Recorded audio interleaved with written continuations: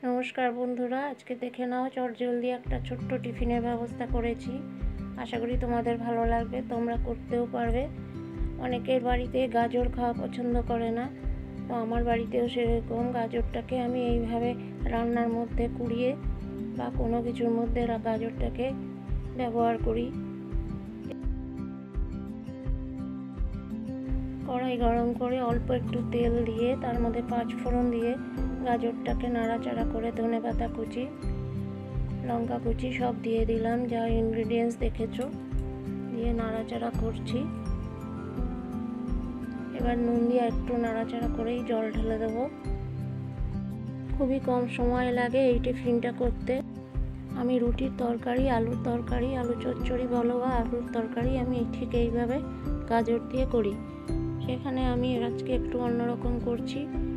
এই টিফিনটা আমি প্রায়ই করি, খুবই ভালো লাগে আর খুব টেস্টি। এবার আলু সেদ্ধ করা আলুটাকে আমি একটু চেপে চটকে নিলাম।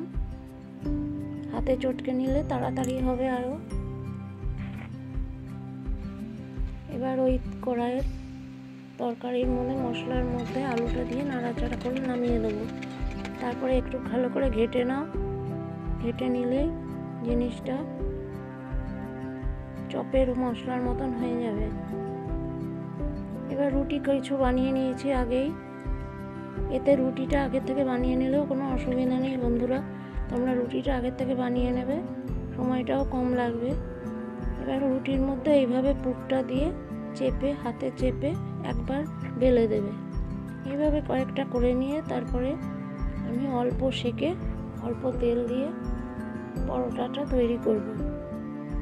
আমি একে চাঁদনি পরোটা বলি, তোমরা কি বলবে তোমরা জানিও একটু বন্ধুরা। এবার দেখো, একদিকে একটু বেলে দিচ্ছি, চেপে দিচ্ছি।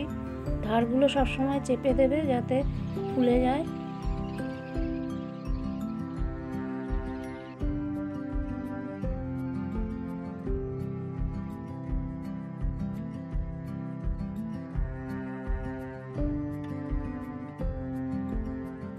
দেখো খুবই অল্প তেল লাগলো, একটু সেকে এবার অল্প তেলে চেপে চেপে তুলে দেবো।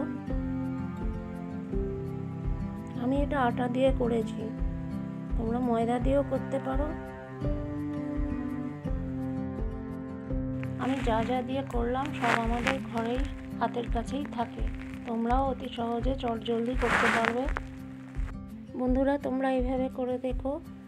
আজকে ভিডিও কেমন লাগলো জানাবে। Bye bye.